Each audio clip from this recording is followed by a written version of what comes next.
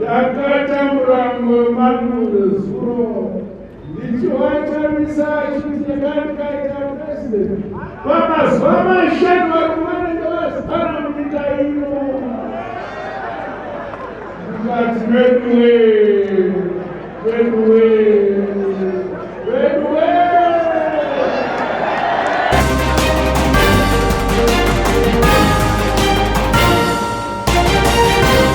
I'm pleased they were following and listening to the speech. But I'm then disheartened and discouraged to realize that they were not listening carefully. Or they listened carefully, but they've just deliberately decided to hear what they want to hear and not what I say. As a matter of fact, I insist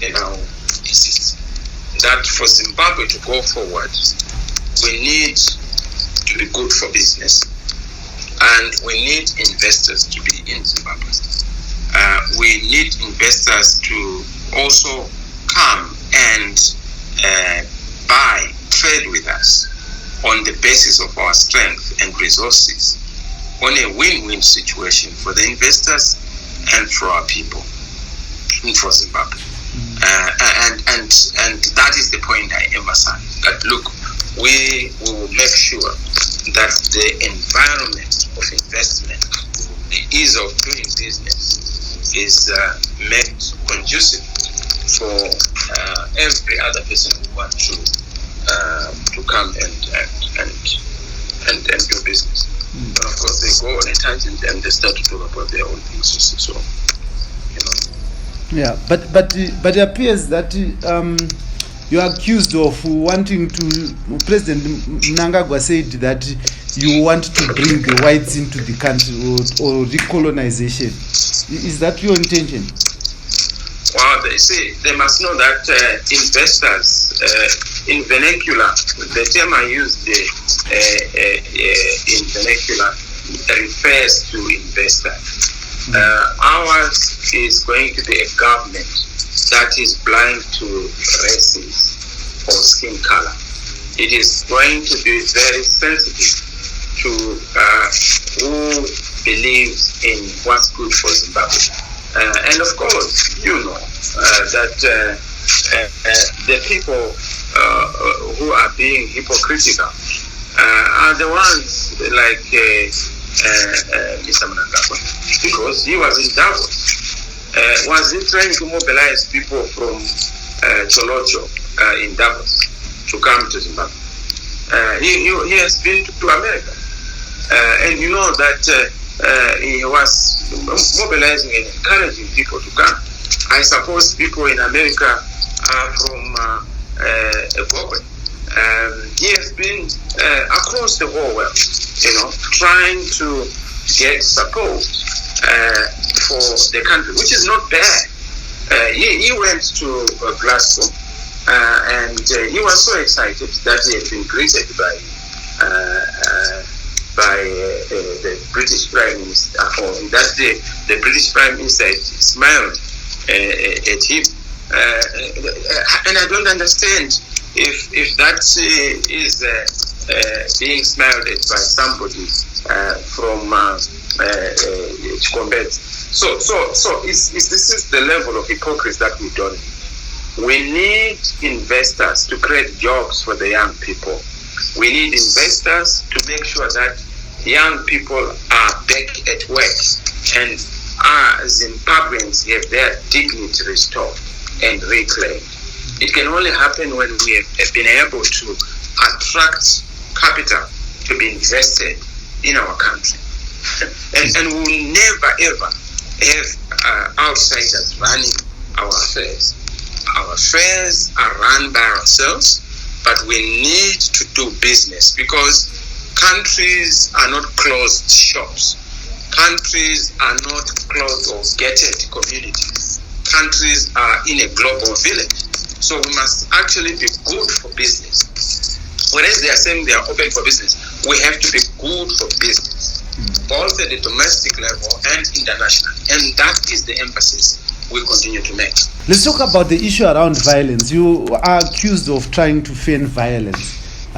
Your speech at the rally, apparently ZANU-PF presidential spokesperson George Charamba and President Emmerson Mnangagwa believe that it was agitating people towards a violent election. But just listen to them. You were there. Can you tell me that there was any reference to violence there? You know, he makes a deliberate distortion of Kutsukisa, yellow, which is to beautify the streets with the yellow color, and Kutsusa, which is actually to cause bloodshed. Those are two different things. And whoever knows the difference and who is good at language, and I suppose it is, would know the difference, but they're just being deliberately mischievous. But what is so funny and surprising is their self-arrogated responsibilities or to be interpreters of my message. The message was very explicit and clear about what we want. We want a free and fair election in Zimbabwe.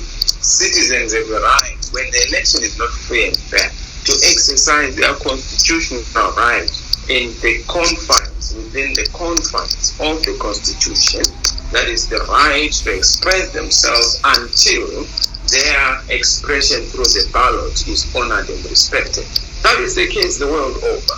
And for people who are responding to that kind of a message to say, no, we'll be ready for him, it's almost as if they are saying, okay, we are going to rig the election. Okay, we rig the election. Now, if that is their plan, it's unfortunate. Why do you think that you are saying that it's a deliberate misinterpretation of your message? Why do you think they would go out there of their way to deliberately misinterpret your message? It's a number of factors. Number one, panic. Number two, fear.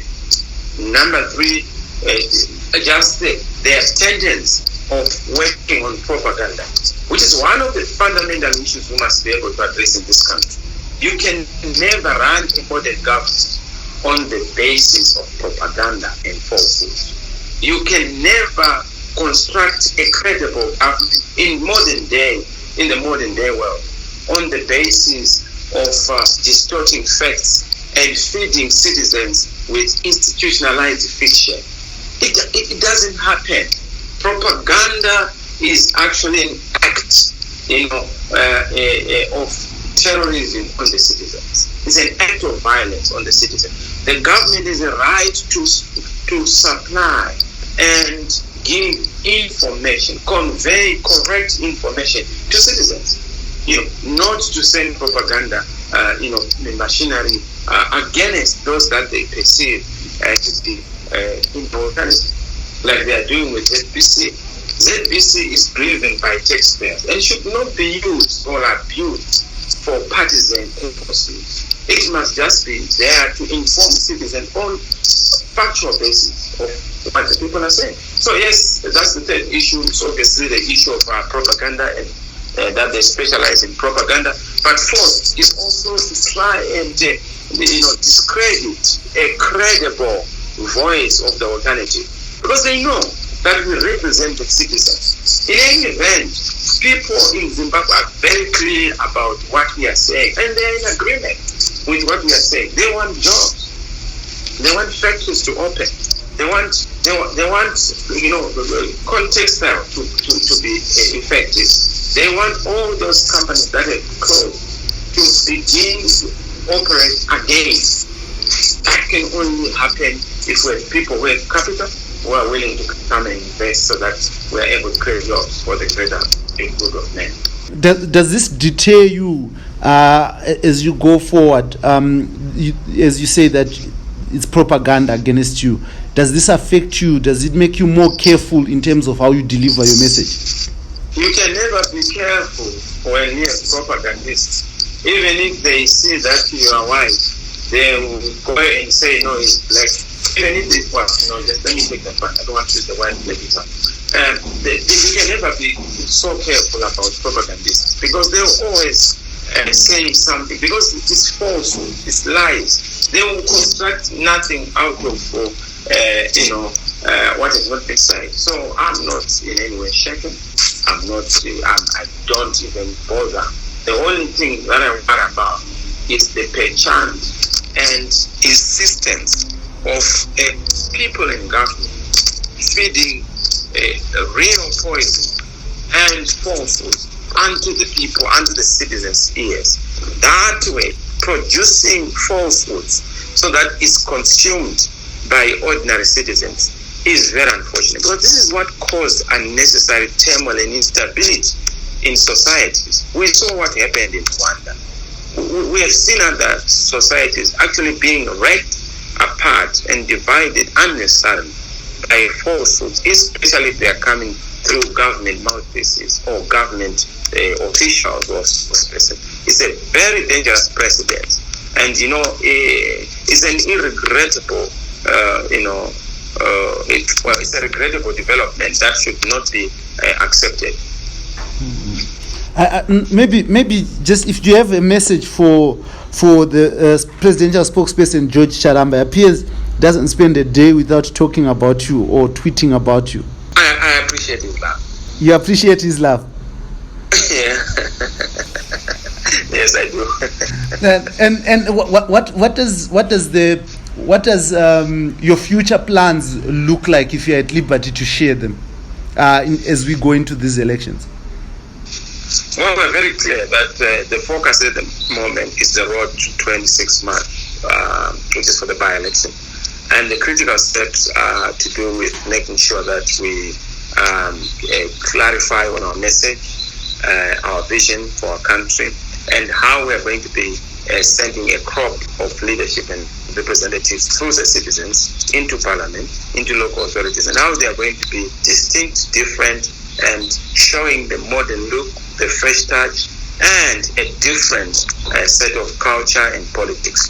That has been our emphasis, and we are doing everything to make sure that we have the necessary credentials and the necessary ethics, code of ethics for those who are going to be representatives. So that's number one. Number two, we are also going to be building a critical team. As you know, we are starting afresh. We are building the team. We just have a steering or what I would call a caretaker leader, and I'm in that caretaker leadership. I have other people who are helping, but we have not yet allocated positions to those people. It's going to be done in due course upon consultation with our base to make sure that we build a solid team at a championship or leadership level. And then, of course, we'll be able to then share our dream across the country throughout the year. But more importantly, we also have to galvanize citizens around the core action and core activity of the year, which is to make sure that people are registered to vote and people are on the voters' roll. So those are the broad issues. But going forward, we want to also speak to the issues around values, issues around who we are, our structure, and our makeup in terms of membership and who qualifies, who doesn't. Right now, it's a catch-all omnibus for all citizens. If you are a citizen, that is the minimum qualification to also be a member of this great movement. Yeah. So there are things that are just doing the rounds on social media that you talk about leadership. What is the status of Professor Mwonzora? Because we've been reading that he's saying that he's unhappy. Although, can you just clarify on that? Well, I'm not Professor Mwonzora's spokesperson. You can talk to him if he has feelings and sentiments as a citizen. As I told you, this is a fresh baby. I don't want to talk about MDC Alliance because that is our past. That's where we had positions. Now we are talking about a new baby that is still being structured, that is still being given identity in various aspects, and that is what our focus is. And also, briefly, just talk to us. You said you want to give new feet, new identity, but the issue of run down local authorities, the issue of refuse that litters the streets of Harare continues to follow you. How do we see a change in that? Where does it follow me? We have seen that every time the CC, the Triple C is advertising, we've also seen ZANU-PF bringing in the pictures of refuse. We have seen the pictures of an improperly run Harare being thrown in. It's not following us. It's only showing that they have a lot of confidence in the new outfit, that they are counting on it to deal with the challenges that are there. And we are not going to disappoint. We are a completely new party. We have never been in council as an outfit with the values that we have. And of course, what has been in council is MDC Alliance. And you know what we did under those circumstances in terms of making sure that there's accountability and integrity. That has been distorted and disrupted by ZANU-PF, which is the point I've always made, to say that until and unless we deal with the bottlenecks, the impediments, and the interference of central government in local authorities, we'll continue to have problems. But this time, we've now come up with a strategy to make sure that we deal with these things once and for all. If we have local government under the alternative or under the Triple C, it shall be evident that there is a local government that is distinctly and excellently under an alternative. You will see the difference. No, I want to thank you very much for joining me, President Nelson Chamisa of the CC. Maybe in parting, if you have a message to the nation that you'd want to share.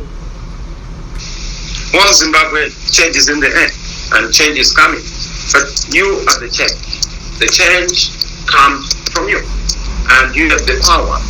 You have the capacity to bring this change. Let this change be brought about by our collective effort. We have said citizens first, citizens at the center.